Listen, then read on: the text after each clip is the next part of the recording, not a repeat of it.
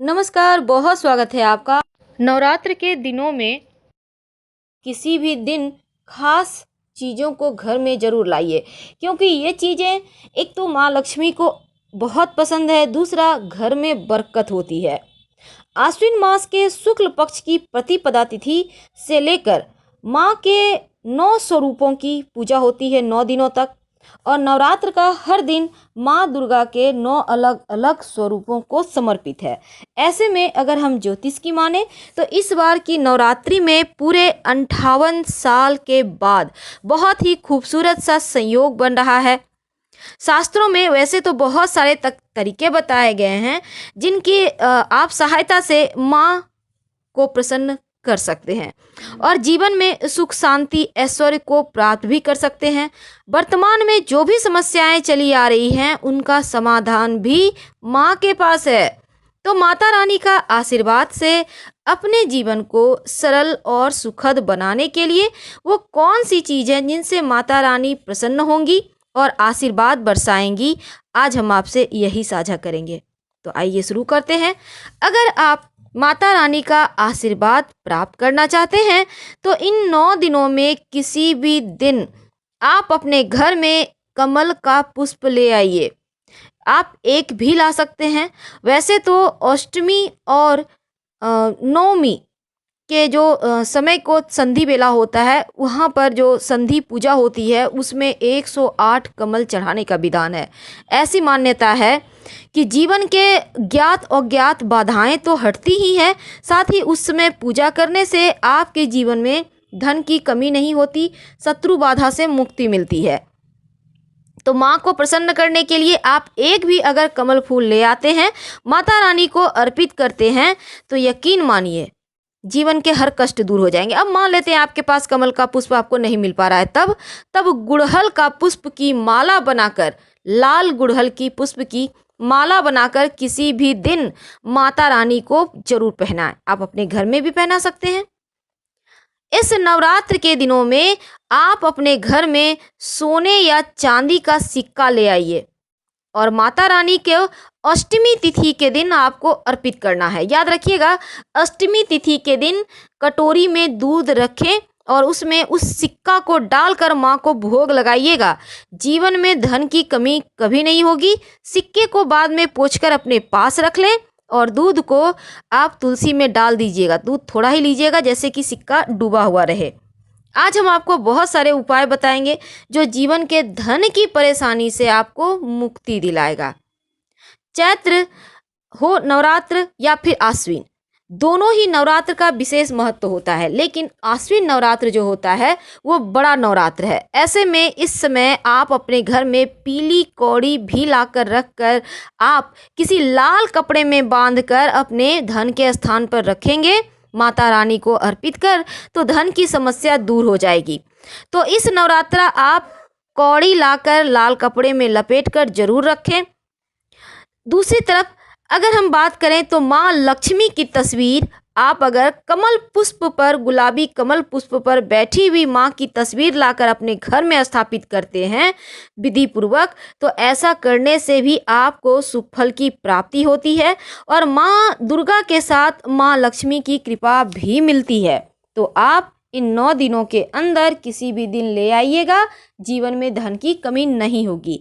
अगर आपके घर में है तो फिर कोई बात नहीं। माता रानी को गुड़हल का पुष्प बहुत प्रिय है, इसलिए माता रानी लाल गुड़हल के पुष्प से बहुत प्रसन्न होती हैं। तो आप चाहें तो रोज ही माँ को गुड़हल का पुष्प अर्पित कर सकते हैं। लाल रंग जो सुख और समृद्धि का प्रतीक है, ऐसे में आप माँ को अर्पित करें। नव दुर्गा की आराधना में ये जो माँ का आशीर्वाद प्राप्त करने के लिए ये बहुत खास दिन है। आप चाहें तो एक शंख जरूर ले आइए, क्योंकि इस दशहरा में अगर आप एक दक्षिणावर्ती शंख या मोती शंख घर में ले आते हैं, स्थापित करते हैं, सुबह शाम बजाते हैं, अगर मोती शंख या आप दक्षिणावर्ती शंख चूँकि बजाया नहीं जाता, इसको स्थापित किया जाता है, पूजा किया जाता है, तो ऐसा करने से अस्थायी रूप से माँ लक्ष्मी आपके घर में निवास करती हैं। दूसरी तरफ ये है अपराजिता। अपराजिता का मतलब होता है शत्रुओं पर विजय दिलाने वाला। अब ये अपराजिता होता है बहुत काम का, क्योंकि जिस घर में अपराजिता हो, खासकर सफेद अपराजिता, उस घर में शत्रु विरोधी आंख तक उठाकर नहीं देख पाते। तो अपराजिता का पौधा घर में लगाइए। वैसे भी नौमी तिथि को जब उस समय पूजा होता है ना, जब हवन वगैरह होता है, तब अपराजिता का वहाँ पर पौधे का यूज होता है। और ये है केले का वृक्ष। ऐसी मान्यता है, अगर नवरात्र के दिनों में आप केला या तुलसी का पौधा घर में लाकर लगाते हैं, अगर आपके घर में है तो अच्छी बात है, नहीं है तो लाकर जरूर लगा लीजिए। ऐसा करने से भी सुख शांति समृद्धि बनी रहती है। धतूरा का जो पौधा होता है, आपको पता होगा, शिव जी को अर्पित किया जाता है। तो धतूरे का जड़ अगर इन नवरात्र के किसी भी दिन थोड़ा सा लेकर आप आते हैं और लाकर उसको धन के स्थान पर रखते हैं माता रानी को अर्पित करने के बाद, तो जीवन में धन कभी नहीं कमता। बहुत सारे उपाय टोटके किए जाते हैं और इसमें जो धतूरा है, इसका पूजा करने का भी विधान है। इस जड़ को आप मंदिर में स्थापित करें, शत्रु बाधा भी समाप्त होता है। और इस उपाय को खासकर 7वीं तिथि के दिन किए जाते हैं। बरगद का जो पेड़ होता है वो भी धनदायक पौधा है, घर में नहीं लगाना चाहिए, लेकिन इस नवरात्र में एक बरगद का पत्ता ले आइए। अब इस पत्ते पर हल्दी से स्वस्तिक बनाइए और माँ दुर्गा के पास रख दें।